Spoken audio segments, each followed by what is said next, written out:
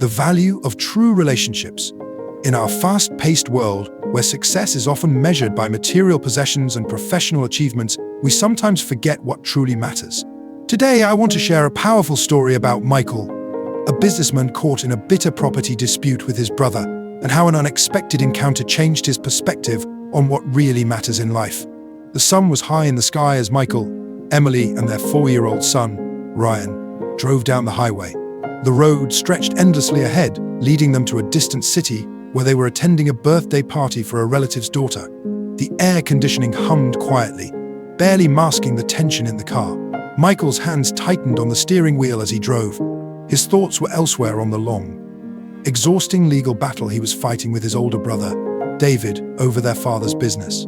It had been months of arguments, lawyers, and bitter words. The family business, once a symbol of their father's hard work and legacy, had become a battleground that was tearing the family apart. "I've put everything into this case," Michael thought to himself. "There's no way I'm backing down now. David always got the better end of things growing up. Not this time." Emily, sitting beside him, inspected the neatly wrapped gift in her lap. "I hope she likes it," she said, glancing at Ryan, who was gazing excitedly out the window. The gift was an expensive ring they had purchased from a boutique store in the city, perhaps a bit extravagant for a child's birthday, but Emily had insisted it would make the right impression. "It's important to maintain appearances," she had said while purchasing it, "especially with your family situation being so complicated right now." The car fell silent again, save for Ryan's occasional excited gasp at passing trucks or animals in the fields. The legal battle had taken its toll on their marriage too. Conversations that once flowed easily were now strained, often circling back to the dispute or money concerns. Suddenly, Ryan's voice rang out, breaking the tension. "Daddy, watermelon, watermelon." Michael blinked and looked in the direction his son was pointing. There, by the roadside, stood a young girl, her clothes slightly worn but her face determined. A small cart beside her was stacked with fresh watermelons, their green rinds glistening in the summer sun. Michael sighed and pulled the car over. He wasn't particularly interested in buying a watermelon, but Ryan's excitement was a welcome distraction from his troubled thoughts. As they approached the roadside stand, Michael noticed the girl couldn't be more than 11 years old. Her clothes were simple but clean, and despite her youth, there was a certain maturity in her eyes that spoke of responsibilities beyond her years. Emily rolled down the window. "How much for a watermelon?" she asked, her tone businesslike. $5, Sophie answered, her voice steady but polite. Emily frowned slightly. "I won't pay more than $4. Sophie hesitated, then shook her head. "I can't sell it for less. My father says they're worth $5 each."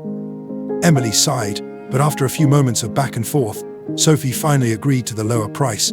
She picked out a good-sized watermelon and handed it to Emily. Excited, Ryan reached out from the back seat, his tiny hands grasping for the fruit. "I want to hold it. I want to hold it," he exclaimed, bouncing in his car seat. "Ryan, be careful," Emily warned, but it was too late. The watermelon was too heavy for him, and before Emily could react, it slipped from his fingers and crashed onto the ground, splitting into pieces. The red flesh of the fruit scattered across the dusty roadside, a stark contrast against the brown earth. Ryan's face crumpled. "My watermelon," he wailed, tears immediately welling up in his eyes. Michael felt a flash of irritation. This was just what they needed. Another delay, another expense. He reached for his wallet, ready to pay for the damaged fruit and be on their way. But before he could speak, something unexpected happened. Sophie's eyes softened immediately. Without a second thought, she turned and grabbed another watermelon from her cart. "Don't cry, little one," she said gently. "Here, you can have this one." Emily, still flustered from the incident, spoke up. "We're not paying for the one that fell," she said firmly. "It wasn't our fault." Sophie shook her head. "It's okay," she said with a small smile. "I gave it to him because I thought he could hold it. It was my mistake." Her voice faltered slightly, and she lowered her gaze. "He reminds me of my little brother." Emily's expression softened. "Your brother?" Sophie nodded, her eyes glistening with unshed tears. "He was just 2 years old. We celebrated his birthday not long ago, but then he got sick," and she swallowed hard. "He passed away." A heavy silence filled the car. Michael felt something shift inside him as he watched this young girl, who clearly had so little, give so freely despite her own loss. "I'm sorry," Emily said softly, her earlier businesslike demeanor completely gone. Sophie shrugged, trying to appear brave.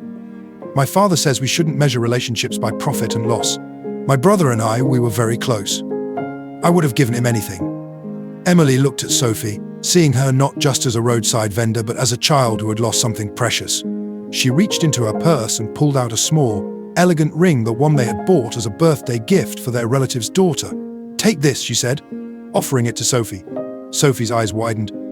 "What will I do with a ring?" Emily smiled, her voice warm. "You called Ryan your brother. So think of this as a gift from a mother to her daughter." Sophie hesitated, then carefully took the ring, holding it as if it were made of glass. "Thank you," she whispered, a genuine smile breaking across her face. Michael, who had been silent all this time, suddenly felt something profound shift deep inside him. He had been so focused on fighting over property, on winning, on making sure he wasn't at a disadvantage. But here was this little girl, who had lost so much, and yet still chose kindness over profit. In that moment, all the legal documents, all the bitter arguments with his brother, all the sleepless nights worrying about who would get what portion of the business, it all seemed so trivial, so meaningless compared to the genuine connection he was witnessing. Without another word, he pulled out his phone and dialed a number.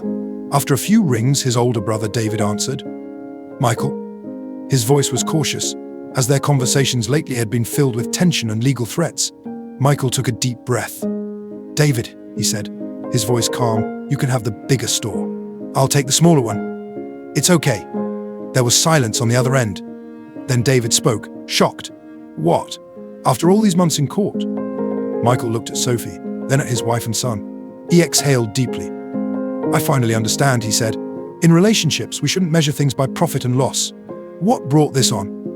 David asked, his voice a mixture of confusion and relief. Michael watched as Ryan laughed, delighted with his new watermelon.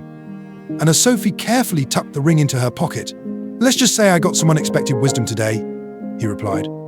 "Life's too short, David. Dad wouldn't want us fighting like this. He built that business to bring us together, not tear us apart." There was a pause, and then David's voice came through, thick with emotion. "I've missed my brother." "I've missed you too," Michael said, surprised at how true those words felt. "Let's meet tomorrow. No lawyers. Just us." After ending the call, Michael turned to find Emily watching him, a look of pride and love in her eyes that he hadn't seen in months. "That was a good decision," she said softly. Michael nodded. "I think it was the only decision. We've been so caught up in who gets what that we forgot what matters." They thanked Sophie again for her kindness, and as they drove away, Ryan happily hugging his watermelon in the backseat, Michael felt lighter than he had in months. The legal battle that had consumed him now seemed like a waste of precious time he could have spent strengthening bonds with his family rather than fighting over material possessions. This story reminds us of a profound truth: true happiness doesn't come from winning arguments or accumulating wealth. It comes from love, kindness, and the sacrifices we make for one another. Sophie, despite her hardships, never hesitated to put love over money. She gave up a watermelon, not because she could afford to, but because she valued relationships more than material gain. And in that moment, she taught Michael and Auntie a lesson they had long forgotten. When we stop calculating what we gain or lose in our relationships, we discover what truly matters. Love, sacrifice, and understanding are what make a relationship real, not the things we own or the victories we win. In our modern world, we're often taught that success means climbing corporate ladders, accumulating wealth, and winning at all costs. Social media constantly bombards us with images of material success, bigger houses, newer cars, exotic vacations. We're conditioned to believe that these things will bring us happiness and fulfillment. But what Sophie understood, and what Michael came to realize, is that these things are ultimately empty without meaningful connections. The most valuable things in life cannot be bought, sold, or fought over in court. They are the moments of connection, the acts of kindness, the relationships we build and nurture. To think about your own life for a moment. What are your most treasured memories? Are they about things you've acquired, or are they about people you've loved? When you look back on your life years from now, will you remember the size of your house or the laughter that filled it? Will you count your bank balance or the number of people who genuinely cared about you? Michael's journey teaches us that sometimes we need to step back from our battles and ask ourselves what we're really fighting for. Is winning worth damaging or destroying the most important relationships? Is being right more important than being connected? The dispute between Michael and David wasn't just about a business. It was about years of unresolved feelings, competition, and perhaps even misunderstandings. By choosing to let go of his need to win, Michael opened the door to healing and reconciliation. This doesn't mean we should let others take advantage of us or that we shouldn't stand up for ourselves when necessary. Rather, it means recognizing that relationships are more complex than simple transactions. They require generosity, forgiveness, and sometimes sacrifice. Sophie's wisdom came from her experience of loss. Having lost her brother, she understood the true value of relationships in a way that many adults never grasp. Sometimes it takes losing something precious to realize what we truly value. But we don't have to learn this lesson through tragedy. We can choose today to shift our perspective. We can decide to measure our wealth not by what we own, but by whom we love and who loves us in return. In practical terms, this might mean reaching out to a family member with whom you've had a disagreement, prioritizing time with loved ones over working extra hours, choosing forgiveness over holding on to resentment, being generous with your time, attention, and resources, expressing gratitude for the people in your life. These actions might not increase your bank balance, but they will enrich your life in ways that money never can. As we navigate our complex world with its emphasis on competition and material success, let's remember Sophie's simple wisdom. In relationships, we shouldn't measure things by profit and loss. Let's choose connection over competition, reconciliation over resentment, and love over winning. Because at the end of the day, the true measure of a successful life isn't what you've accumulated or achieved, it's the lives you've touched and the hearts you've connected with along the way. And just like Sophie said, the most precious things in life aren't things at all. They're the people we choose to love and the moments we choose to be fully present with them. So I ask you, what relationship in your life needs attention right now? What step could you take today to strengthen a bond that matters to you? Sometimes, like Michael, all it takes is one phone call, one gesture of generosity to begin healing what seemed irreparably broken. The choice is yours. Will you measure your relationships by profit and loss, or will you recognize their immeasurable value? Will you fight to win, or will you choose to connect? In the end, Sophie's simple act of kindness changed not just one family, but potentially generations to come. By reconciling with his brother, Michael created a new legacy, not of division and bitterness, but of understanding and love. That's the power of true relationships. That's the value that can never be calculated or disputed in court. And that's the wisdom we would all do well to remember, each and every day.